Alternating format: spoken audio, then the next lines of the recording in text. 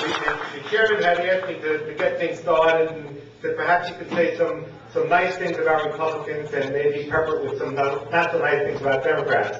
So saying nice things about Republicans is very easy. Saying not so nice things about Democrats is a lot easier than that. I moved out to New Jersey in 1980. The reason I moved to Jersey was the same reason that most people from the city move out to Jersey. Want better life for our kids, want grass to meet their feet. I like the potential of having a sound economy, lower taxes, even car insurance was less in those days. At that same time, I was listening to a message. That message was from Ronald Reagan. That message included fiscal and personal responsibility, limited government, and peace and security through strength. I like that message. Matter of fact, Ronald Reagan was consistent with that message throughout his political career. In 1966, Ronald Reagan ran again, a very popular liberal Democrat governor, in a very blue state. Both houses were controlled not only by the Democrats, but by the most liberal element of Democrats in California. Nobody gave Ronald Reagan a chance. As a matter of fact, the Democrats were thankful Ronald Reagan was running. They were looking forward to running against Ronald Reagan and the John Birches. Ronald Reagan and the right-wing kooks. Ronald Reagan took that message to the people. Ronald Reagan won. Ronald Reagan took that same message in 1976 and almost unsat a sitting president. The country wasn't quite ready for that message. In 1980, same message, same messenger. The country was ready, and the rest is history.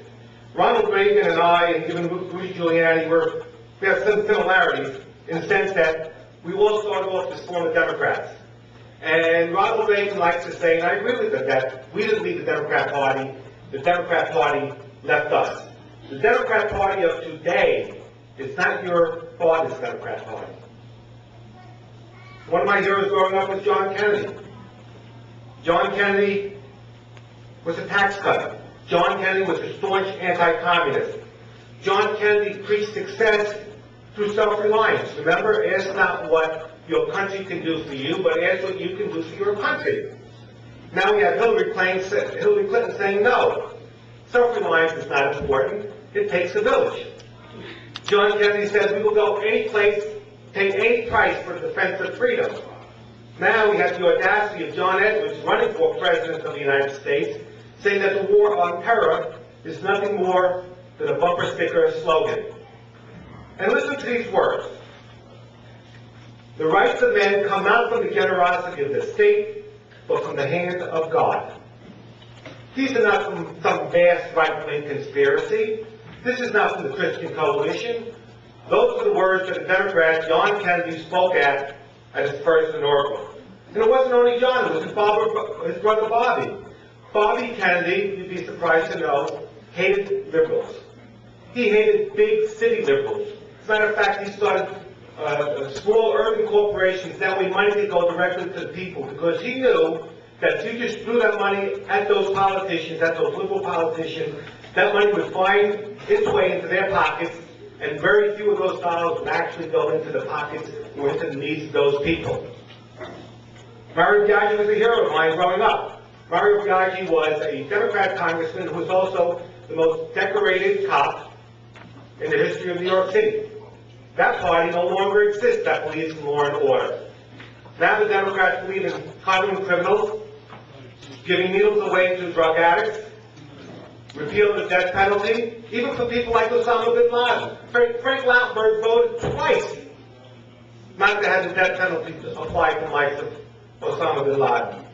And it seems that the Democrats are more concerned about the rights of the criminals than they are about the rights of the victims.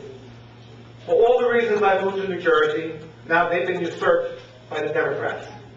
Democrats are overtaxing, overborrowing, overspending ways of kicking the people out of my garden state.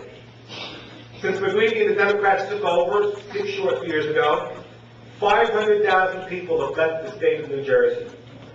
Those millionaires that they love to tax, love to chastise because they're not doing their fair share, well, there's a lot less of them. Half of them are gone. And when they left, they took their money, they took their brain power, and they took their jobs with them. The budget in 6 years has gone from $21 to $34 billion. Tax increases a total of $6.5 billion a year. That's gone from $15 to $37 billion. That hasn't done anything for property taxes. Property taxes have gone up at the same time, over 40%. New Jersey is consistently ranked the least business-friendly state in the country. And last year, the #1 employer in the state of New Jersey was government. This is a surefire recipe for disaster. My friends, what's even worse than the fiscal mismanagement is the fact that they put our lives in danger because they put politics ahead of public safety. 4 months after 9/11, McGreevey had the audacity to put his friend, Golan Patel, as the head of Homeland Security, while the ashes were still burning at the World Trade Center, and not one Democrat said anything. The Starlegger reported that 94% of Homeland Security dollars were not given based on need, but were given out based strictly if you were a Republican or a Democrat, and guess what, 94% of that money went. Disgusting. Nobody was held accountable. Not one Democrat came out and said they were sorry, it shouldn't have been done that way.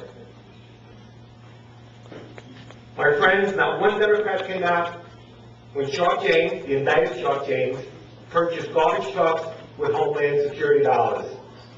They managed to take a nonpartisan issue, an issue that should have unified us, and they managed to make it a political issue. Nobody asked on 9/11, those people jumping out of those buildings, whether they were Republicans or Democrats. We have to hold them accountable.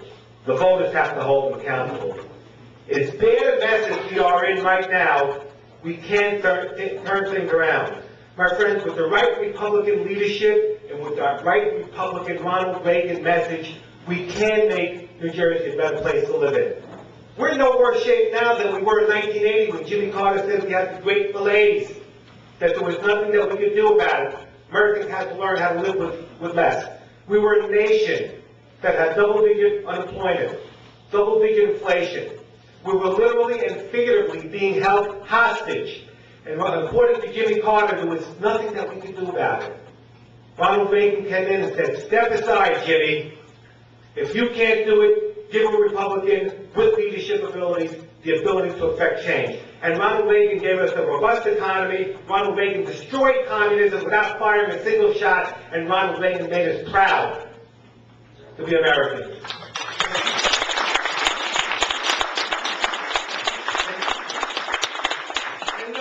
A few years later, when Rudy Giuliani took over New York City, the city was ungovernable. There's nothing you can do with New York. You had 1 million people on welfare. Crime was rampant. You couldn't even clean up 42nd Street, no matter who tried.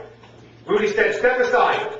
If you can't do it, give a Republican with the leadership abilities the ability to lead. And to my Democrat friends in Trenton, those who are not in jail or indicted, yet, don't tell me what you can't do.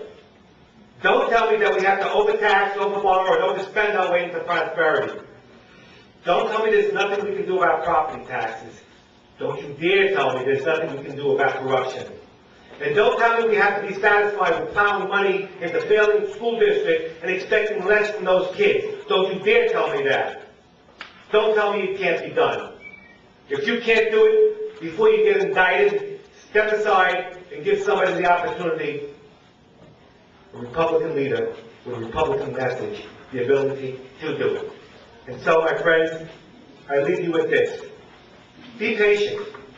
Be ready for that opportunity to lead. I promise you that opportunity will come, and I believe sooner rather than later. God bless you all. Thank you very much.